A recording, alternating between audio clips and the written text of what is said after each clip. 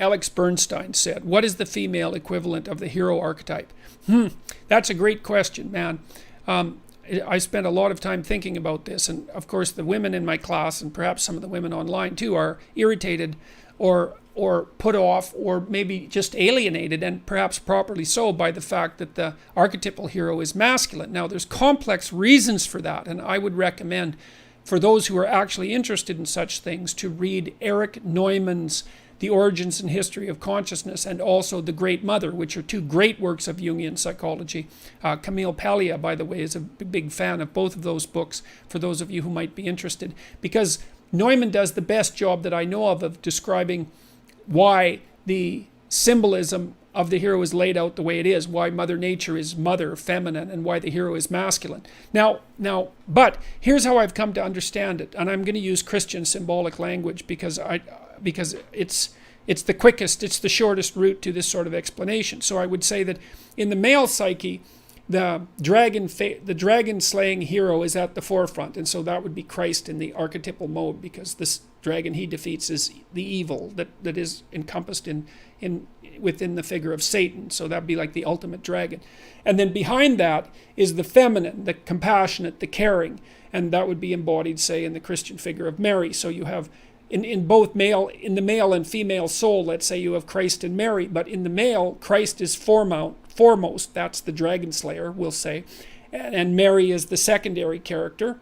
And although both should be very well developed, and that makes for a much better character. And in the female, it's the other way around, is that the maternal / feminine, so let's say Mary, is at the forefront, and Christ is in the background. The dragon slayer is at the background, but should be well developed. Jung felt that it was possible for men to develop the more feminine side of themselves, especially in the last half of life, which is also when he felt that women should develop the more masculine side of themselves. And we could debate that, but it's a perfectly reasonable proposition.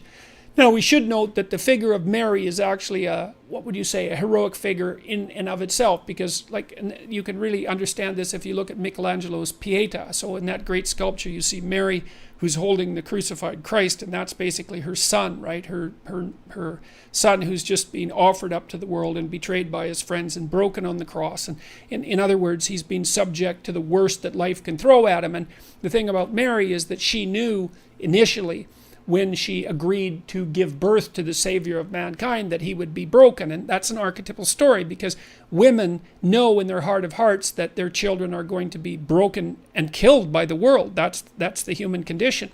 And so and of course a woman who's well developed loves her child more than herself, loves her child more than anyone else, which is something you can't really understand until you've had a child, but is still willing to bring that child into the world, knowing full well what his or her fate will be. And so there's a real heroism in that. And then there's the standard heroism that a woman can undertake, where she develops her masculine side, which is basically what happens, for example, in Sleeping Beauty. When Sleeping Beauty is awakened by the prince's kiss, you can think of that. You can think of her being rescued by an actual man, but you can also think of that as the masculine part of her psyche waking up her unconscious femininity, so that the two of them can unite and rule the kingdom. It's a perfectly reasonable interpretation of that story. And so that would be the development of the masculine side in a female, the side that's stalwart and forthright and willing to go forth into the world and conquer uncertainty. And then there's the Beauty and the Beast archetype, which I think is in some sense the primary female sexual archetype. And Beauty and the Beast is another kind of dragon slaying story. It's more like a dragon taming story, I suppose, where the woman, the virginal woman who's out for an adventure, finds a beastly male. And that's the dangerous man that I was talking about earlier, right? The man who has the capacity, say, to kill, the capacity to harm, the capacity for violence at hand, right? At hand. And then proceeds to tame him, which is a real adventure. And, we know that this is the case because, again, we can refer to those, those rom-coms that are so popular now, with the failed beta males always trying to make friends with the girl and failing. The girls are interested in the rough guys who have the capacity to also be sophisticated and to be, let's not say tamed, but civilized into channeling their harsh roughness, their capacity for evil even, into productive competition and because competition can be very productive. And then the sharing forth of the fruits of that competition with family. And so those are all heroic aspects of feminine being, and they're not to be taken lightly. They're major life tasks and major life contributions.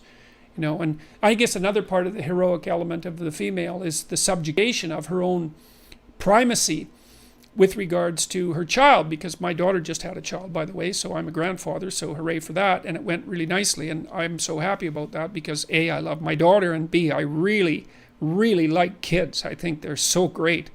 And so now I'm going to have a kid around again, so that's great. But I mean, one of the things you notice very rapidly if you're a parent is that you bring someone into the world who's now more important under all circumstances than you are. And there's a heroic subjugation of selfishness that goes along with that, that's deeply characteristic of the properly developed feminine spirit.